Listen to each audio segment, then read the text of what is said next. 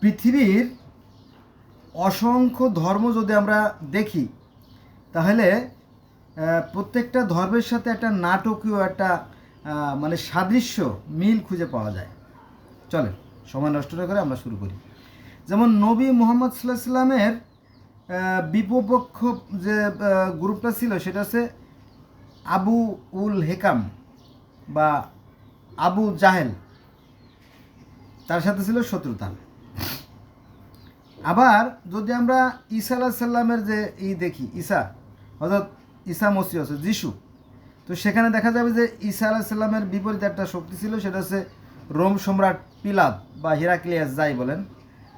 তো সেখানে একটা দ্বন্দ্ব ছিল। তারপরে হযরত মুসা আলাইহিস সালামের সময় একটা বিপরীত পক্ষ ছিল, সেটা হচ্ছে ফেরাউন আর মুসার সাথে বিরোধ, ঈসার সাথে রোম সম্রাটের বিরোধ, নবী মুহাম্মদ সাল্লাল্লাহু আলাইহি সাল্লামের আবুল হেকামের বিরোধ। হযরত ইব্রাহিম আলাইহিস সালামের সময় আবার বিরোধ ছিল তার পিতার সাথে। এখানে কেউ কেউ বলে আজর, কেউ কেউ বলে তেরা তেরা তেরা এটা ইহুদি ধর্মে আর কি বলা হয়।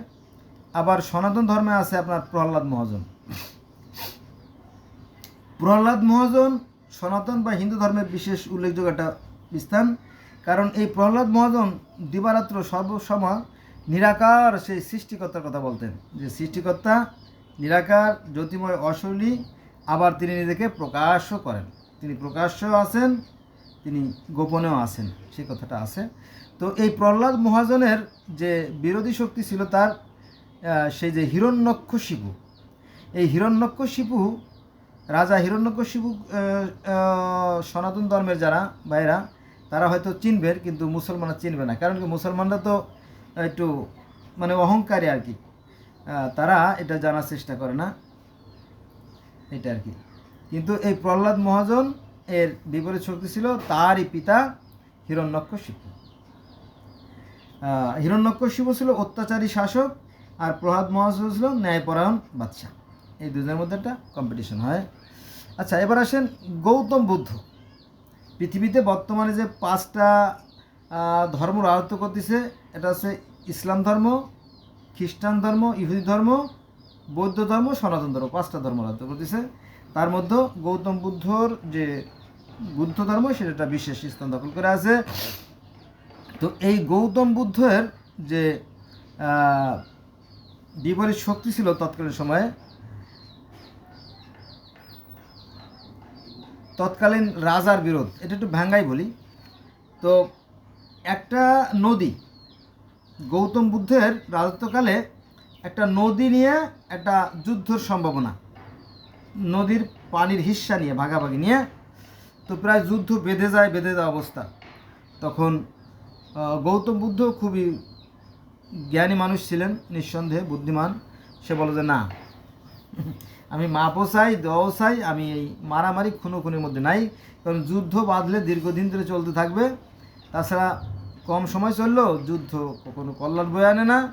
যুদ্ধ মানেই রক্তারক্তি, মারামারি, খুনোখুনি নেই। তারপরে উনি কী করলেন, উনি চলে গেলেন ওখান থেকে, সভা থেকে চলেই গেলেন। একটা মিটিং হচ্ছিল এই পানির ব্যাপার নিয়ে আর কি। তো উনি যা করছিলেন নিঃসন্দেহে ভালো কাজই করছিলেন। কারণ মানুষ হত্যা করে, ভালো করে শুনেন, মানুষ হত্যা করে ধর্ম প্রচার করার চাইতে মানুষকে জীবিত রেখে ধর্মকে কবর দেওয়া ভালো। কারণ ধর্মের জন্য মানুষ নয়, মানুষের প্রয়োজনে ধর্মের সৃষ্টি। বোঝা গেছে বিষয়টা? এই জন্য গৌতম বুদ্ধ একজন জ্ঞানী মানুষ ছিলেন নিঃসন্দেহে, আর এই জন্য মানুষ তাকে শ্রদ্ধা করে। আচ্ছা, হযরত দাউদ তো ছিলেন একজন বাদশাহ, জানেন তাই না? উনি 16 বছর বয়সে সেই গলিয়াতের রাজা কে পাথর ছুঁড়ে তার চোখ কানা করে দেয়, তাকে মেরে ফেলে, হত্যা করার পরে তিনি ক্ষমতা দখল করেন।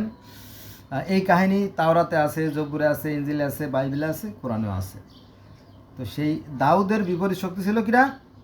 সেই গলিয়াতের রাজা।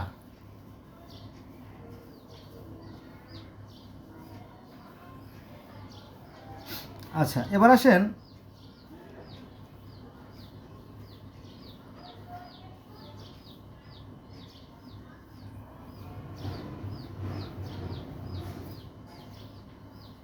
শিখ ধর্ম। শিখ ধর্মের নাম তো আপনারা শুনছেন, তাই না? শিখ ধর্ম। তো এই শিখ ধর্ম হচ্ছে 10জন গুরুর একটা ধর্ম। আর প্রত্যেকটা ধর্মই কিন্তু সত্য, সুন্দর, কল্যাণ, ন্যায়, আদর্শের কথা বলে, সুন্দর কথা বলে। তো এই শিখ ধর্ম যখন প্রচার করা শুরু হলো, তখন ওই সময়কার যে রাজা ছিল তারা বিভিন্ন সময় এই ধর্ম প্রচারকদের উপর অত্যাচার করতো। তার মধ্যে আছে একজন জাহাঙ্গীর, তারপরে আওরঙ্গজেব। এরা এরা কী করছে দেখেন, প্রথমে একজন গুরু অর্জুন দেব তাকে হত্যা করে। দ্বিতীয়বারে গুরু বাহাদুর তাকে হত্যা করে, এবং তৃতীয়বার গুরু গোবিন্দ তাকে বন্দী করে এবং হত্যা করে। তার মানে কি, এই কথাগুলো কিন্তু আমরা কোরআনে পাই, যাই না? যখনই কোনো নবী রাসূল কোনো জনপদে গিয়ে যখনই কোনো ন্যায় নীতি আদর্শের বাণী প্রচার করছে, তখনই তাদের পরে খড়গ নেমে আসছে। ঠিক আছে, সত্য কথা বলাটা চিরকালই কি ক্ষতিকর ছিল। এজন্য অনেকে সত্য কথা বলতে চায় না, মিথ্যে কথায় ভারী মজা। আপনি এক মুখে 100 কথা বলবেন, বাহ, লোকে আপনার বলে ভারী ট্যালেন্ট তো, ভারী দারুণ তো, ভারী চালাক তো, ভবিষ্যতে কিছু একটা করতে পারবে। হ্যাঁ, আর যদি আপনি সত্য কথা বলেন তাহলে লোকে আপনাকে কি বোকা মনে করবে, বোকা লোক মনে করবে যদি আপনি সত্যের পথে থাকেন। তারপরেও সত্যের পথে একটা আত্মতৃপ্তি আছে। আচ্ছা, এবার আসেন পার্সি ধর্মে, জরথুস্ট্র ধর্মে আর কি। সেখানে আমরা জানি যে জরথুস্ট্র ছিলেন একজন মহান ব্যক্তি, এবং এই জরথুস্ট্র ধর্মে যা আছে, যারা ধর্ম বিষয়ে বিজ্ঞ তারাই বলতেছে যে এই পার্সি ধর্ম থেকে পরবর্তীতে ইহুদি ধর্ম, খ্রিস্টান ধর্ম, পরে ইসলাম ধর্মের জন্ম। তো এই 5 ওয়াক্ত নামাজ পার্সি ধর্মে আছে, অজু পার্সি ধর্মে আছে, মিরাজ পার্সি ধর্মে আছে, সেই পুলসিরাত অর্থাৎ জান্নাত জাহান্নাম সবই সেই পার্সি ধর্মে আছে। তারপরে যে শয়তান আর ভালো, আংরা মানু আর আহার মানু, তাও সেখানে আছে। হ্যাঁ, যাক, তো এই যে জরথুস্ট্র উনি যখন ধর্ম প্রচার শুরু করলেন, তখন তার বিপরীত যে শক্তি ছিল সেটা হচ্ছে কাই হিস্তাপস। এটা হচ্ছে আপনার শাসানিয়া ভাষা। ইরানের, বর্তমান তো ইরানের পূর্ব নাম ছিল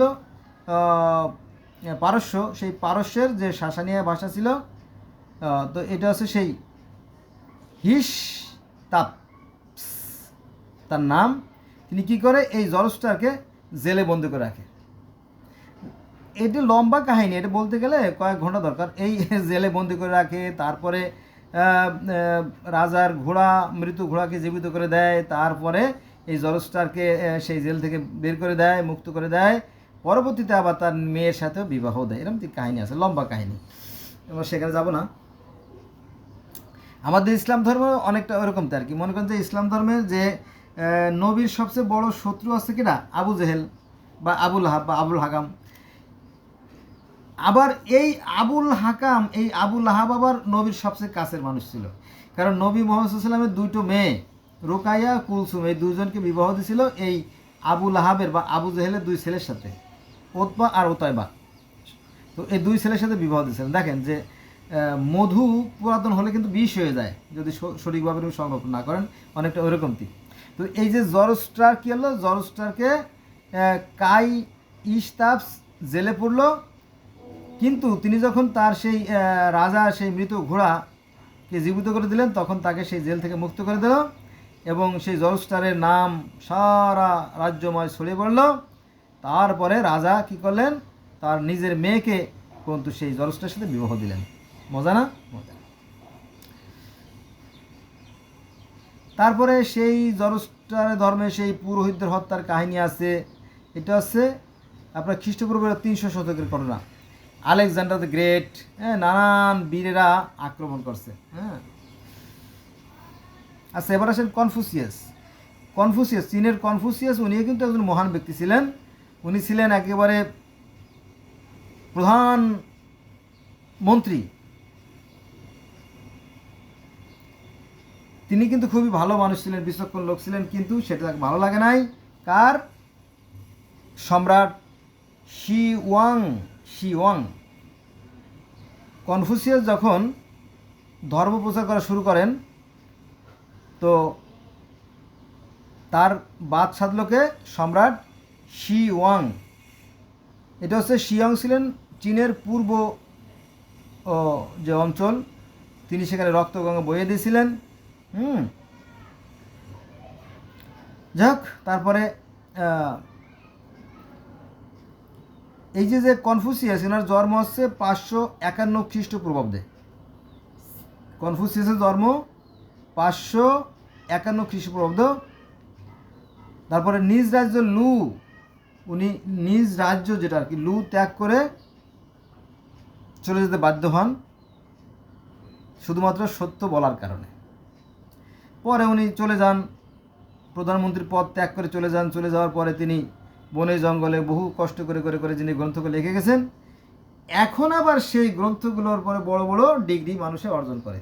চিনে গেলে দেখবেন যে তার সেই লেখায় আজ বড় বড় ডিগ্রি তৈরি হচ্ছে। এই হলো বিষয়।